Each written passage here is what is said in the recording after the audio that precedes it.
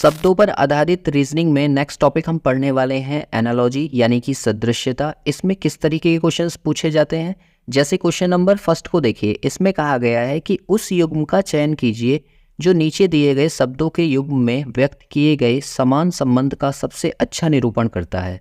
कहने का मतलब क्या है, जैसे विनम्र जिस प्रकार उदंड से संबंधित है और शांत जिस प्रकार अशांत से संबंधित है, वैसे ही इन चारों में से कौन सा ऐसा पेयर है जो एक दूसरे से इसी तरह से रिलेटेड है जैसे कि इसमें कहा गया है।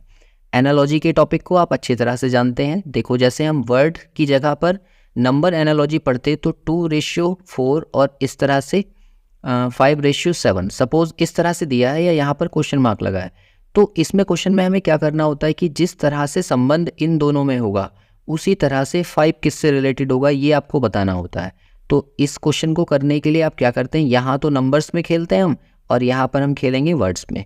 तो वर्ड्स के लिए देखो, यहाँ पर विनम्र का संबंध उदंड से जिस प्रकार है वैसे ही शांत का संबंध अशांत से कैसे होगा। तो आप एक बात सोचो, शांत का अशांत अपोजिट है और विनम्र का उदंड अपोजिट है, तो यहाँ पर विलोम शब्द तो लिखा है। और विलोम पहचानने के लिए आप देखो सबसे पहले वाले ऑप्शन को, ये एक दूसरे के विलोम लिखे हैं, तो यही इसका करेक्ट आंसर हो जाएगा।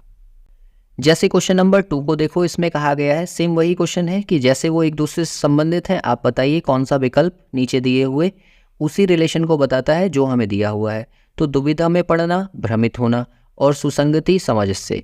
आपको पता है कि दुविधा में पड़ जाओ या भ्रमित हो जाओ ये एक दूसरे के सेम वर्ड ही तो हो रहा है, और ये सुसंगति और सामंजस्य ये दोनों एक दूसरे के सिमिलर वर्ड हैं।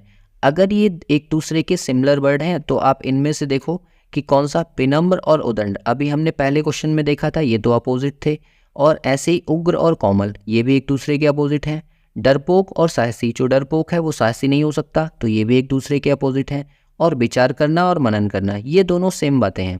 अगर ये दोनों सेम बातें हैं तो यहाँ भी हमें सिमिलर दिए थे, यहाँ भी हमने सिमिलर ढूंढ लिए, डी ऑप्शन इसका करेक्ट हो जाएगा। ऐसे ही देखो क्वेश्चन नंबर 3 को, क्वेश्चन नंबर 3 में कहा है तसल्ली देना और संतुष्ट करना। देखो ये दोनों एक दूसरे के सिमिलर वर्ड हैं, किसी को हम शांति दे रहे हैं या फिर संतुष्ट कर रहे हैं, एक ही बात तो है। पालन पोषण करना और पोषित करना ये भी एक दूसरे के सेम वर्ड हैं, तो इसका मतलब आपको यहाँ से बताना है कि जो सेम संबंध रखते हैं वो कौन से हैं।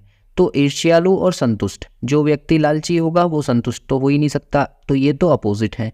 सुस्त और ऊर्जावान, जो व्यक्ति सुस्त होगा वो ऊर्जावान कैसे हो सकता है। समर्पण और विरोध, अगर आप समर्पण कर रहे हैं तो विरोध नहीं करेंगे, इसका मतलब होशियार और चतुर, यही इसका आंसर हो जाएगा।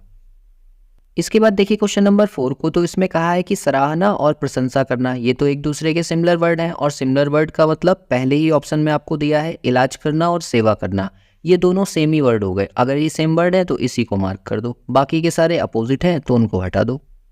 ऐसे ही देखो क्वेश्चन नंबर 5 को, तो इसमें कहा है कि तीव्र का धीमे से जो संबंध है इनमें से किसका है। तो तीव्र और धीमा ये एक दूसरे के क्या है, अपोजिट हैं। अगर ये एक दूसरे के अपोजिट हैं तो देखो रिक्त और खाली ये तो एक दूसरे के सिमिलर हैं, इनको हटा दो।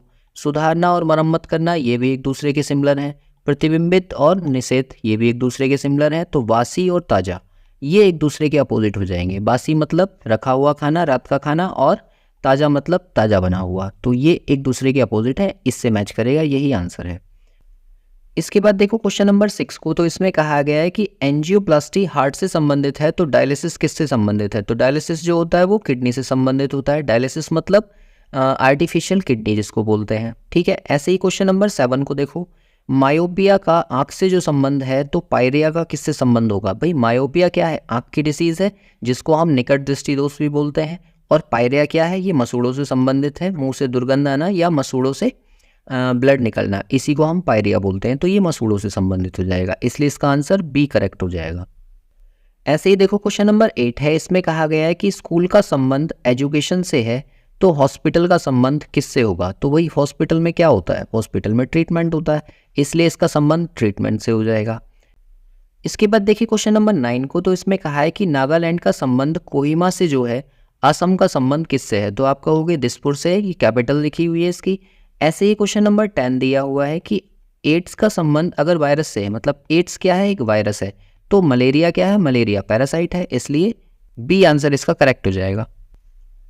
इसके बाद देखिए क्वेश्चन नंबर 11 को, तो इसमें कहा है कि सहारा का जो संबंध अफ्रीका से है वैसा ही संबंध इन चारों में से किसका है। तो आप ऐसे समझो इसको कि सहारा का मरुस्थल अफ्रीका में है तो गोबी का मरुस्थल आपको एशिया में मिल जाएगा, इसलिए सी आंसर इसका करेक्ट है।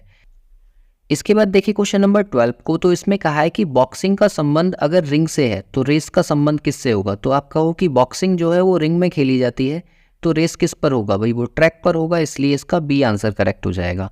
क्वेश्चन नंबर 13 को देखो, इसमें कहा है कि धमनियाँ जो होती हैं वो परिसंचरण तंत्र से संबंधित है, तो इनमें से कौन सा रिलेशन आपस में संबंधित होगा। तो देखो फेफड़े जो हैं, फेफड़े किससे संबंधित होंगे, घ्राण क्षेत्र तो सूंघने के लिए होता है तो फेफड़े तो श्वसन से संबंधित होंगे, इसलिए बी ऑप्शन भी हट गया। नेत्र जो है वो अंतःस्रावी ग्रंथि, भाई अंतःस्रावी ग्रंथि तो हार्मोनल सिक्रीशन के लिए होता है, इसका मतलब ये भी गलत है। और गुर्दे जो है वो फिल्ट्रेशन के लिए होते हैं तो ये भी गलत है, इसका मतलब पहला वाला सही हो जाएगा कि तंत्रिकाएं जो हैं वो तंत्रिका तंत्र के लिए हैं। इसके बाद देखिए क्वेश्चन नंबर 14 को, तो इसमें कहा है कि इथोपिया अफ्रीका से वही संबंध रखती है जो ब्राज़ील किससे रखता है। तो देखो इथोपिया के बारे में आप जानते होंगे, हॉर्न ऑफ अफ्रीका आपने पढ़ा है।